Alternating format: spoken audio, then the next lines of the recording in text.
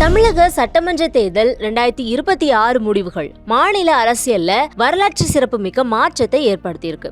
தமிழக வெற்றி கழகத்தோட தலைவர் ஜோசப் விஜய் தமிழகத்தோட முதலமைச்சராக பொறுப்பேற்றிருக்க நிலையில அவரது ஆட்சி நிர்வாக பாணி கோட்டையிலையும் அரசியல் வட்டாரத்திலையும் பெரும் விவாதத்தை கிளப்பி வருது.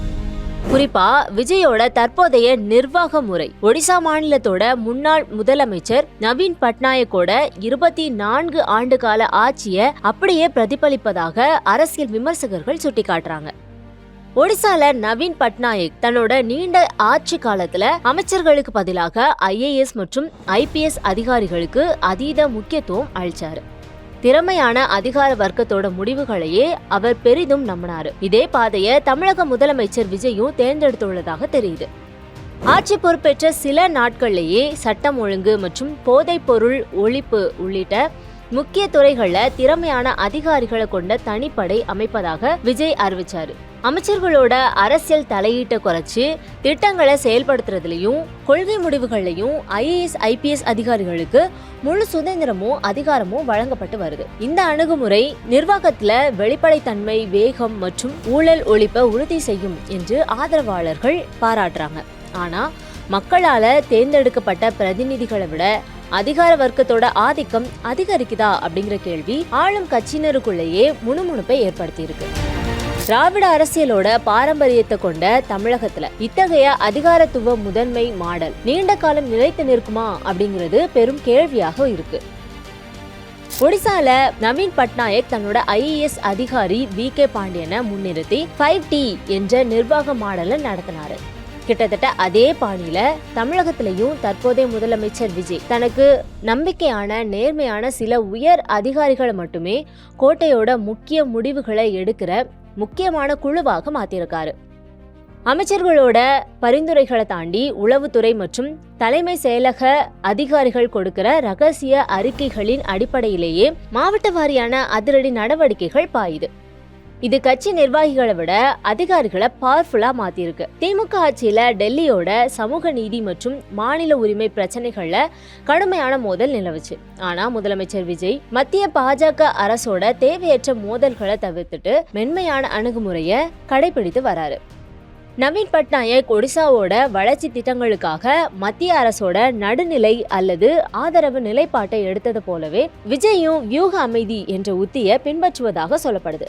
அண்மையில தமிழகத்தோட 152 சூப்பர் ஸ்பெஷாலிட்டி மருத்துவ இடங்களை அகில இந்திய ஒதுக்கீட்டிற்கு விட்டு கொடுத்த விவகாரத்துல அரசு உச்ச நீதிமன்றத்துல வலுவான வாதங்களை முன்வைக்கல அப்படின்னு எதிர்க்கட்சி தலைவர் உதயநிதி ஸ்டாலின் குற்றம் சாட்டினாரு. மத்திய திட்டங்களை உடனடியாக எதிர்க்காம இணக்கமாக அணுகும் விஜயோட இந்த உத்தி டெல்லியோட சுமூக உறவை பேண உதவும் அப்படின்னு தவேக தரப்பு நம்புது. ஆனாலும் மாநில உரிமைகள்ல சமரசம் செய்யப்படுதா அப்படிங்கிற அச்சம் எதிர்கட்சிகளிடையே அதிகரிச்சிருக்கு. பேரறிஞர் அண்ணா, கலைஞர் கருணாநிதி, ஜெயலலிதா போன்ற ஆளுமைகள் டெல்லிக்கு எதிராக மாநில சுயாட்சி முழக்கத்தை மிக தீவிரமாக முன்னெடுத்த வரலாறு தமிழகத்துக்கு உண்டு. ஆனா வியூக அமைதி என்ற பெயர்ல மத்திய அரசோட புதிய கல்விக் கொள்கை அல்லது நிதி பகிர்வு போன்ற விவகாரங்கள்ல தற்போதைய அரசு இணக்கமான போக்க கடைபிடிச்சா அது தமிழகத்தோட தனித்துவமான திராவிட அரசியல் மரபிற்கு முரணானது அப்படின்னு விமர்சனம் எழும்பியிருக்கு. உரிமைகளை விட்டு கொடுத்து பெரும் வளர்ச்சி தேவையா அப்படிங்கிற கேள்வியை இடதுசாரிகளும் திராவிட இயக்க கட்சிகளும் எழுப்ப தொடங்கியிருக்காங்க. நவீன் பட்நாயக்கோட பாணி ஒடிசாவை ஊழலற்ற மாநிலமாக மாற்ற உதவியது உண்மைதான். ஆனா அதே மாடல் கட்சியோட மூத்த தலைவர்களை ஓரங்கட்டினதுனால BJD கட்சி கடைசி தேர்தலில் பெரும் தோல்வியை சந்திச்சது. ஒடிசால BJD கட்சி சந்தித்த அதே சவால் தான் இங்கேயும் தமிழக வெற்றி கழகத்துக்கும் வர வாய்ப்பு இருக்கிறதாக அரசியல் நோக்கர்கள் எச்சரிக்கிறாங்க. தேர்தல் காலத்துல ரத்தம் சிந்தி வேலை பார்த்த தவேக நிர்வாகிகள் மற்றும் மாவட்ட செயலாளர்கள் மக்கள் குறைகளை தீர்க்கிறதுக்கு நினைக்கும் போது அதிகாரிகளோட கதவுகளை தட்ட வேண்டிய நிலை ஏற்பட்டிருக்கு. அமைச்சர்களுக்கும் கட்சி பிரமுகர்களுக்கும் நிர்வாகத்துல உரிய முக்கியத்துவம் தரல அப்படின்னா அது அடிமட்ட தொண்டர்களிடையே சோர்வை ஏற்படுத்தி கட்சியோட உள்ளூர் கட்டமைப்பு பலவீனமடைய வழிவகுக்கும் அப்படின்னு சுட்டிக்காட்டப்பட்டிருக்கு. தமிழகத்தோட திமுகவை முதன்மை எதிரியாக கொண்டு களம் காணும் விஜய், எங்கள் அரசு அனைவருக்கும் பொதுவான அரசு, ஊழலற்ற நிர்வாகமே இலக்கு அப்படின்னு திருச்சியில நடைபெற்ற நன்றி அறிவிப்பு கூட்டத்தில் வலியுறுத்தினாரு. ஆனாலும் தமிழகத்தோட தனித்துவமான திராவிட அரசியல் சூழல்ல அமைச்சர்களை தாண்டி அதிகாரிகளை மட்டுமே நம்பும் இந்த ஒடிசா மாடல் எவ்வளவு காலம் வெற்றி பெறும் அப்படிங்கிறது $1 மில்லியன் கேள்வியா இருக்கு.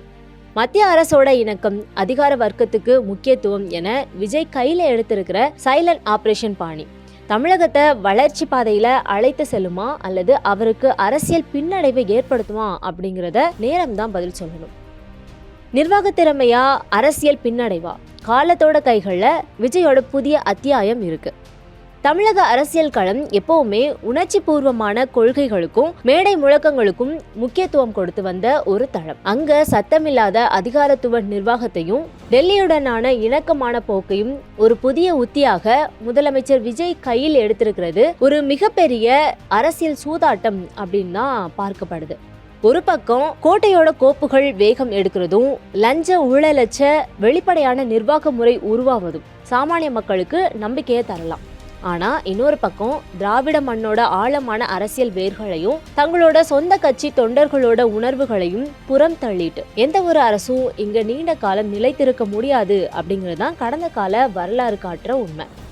நவீன் பட்நாயக்கோட 24 ஆண்டு கால சாதனைய தமிழகத்துல விஜய் முறியடிப்பாரா அல்லது ஒடிசா மாடலோட இறுதி பக்கங்கள் தந்த அதே தேர்தல் படிப்பினைய தமிழக வெற்றி கழகமும் சந்திக்க நேரிடுமா? சைலண்ட் ஆபரேஷன் மூலமா தமிழகத்தோட தலையெழுத்த மாற்ற தொடிக்கிற விஜயோட இந்த புதிய அரசியல் பயணம் அவருக்கு புகழ தருமா அல்லது பாடத்தை கற்று தருமா அப்படிங்கறத மக்கள் தீர்ப்பு தான் தீர்மானிக்கும். Subscribe to One India and never miss an update.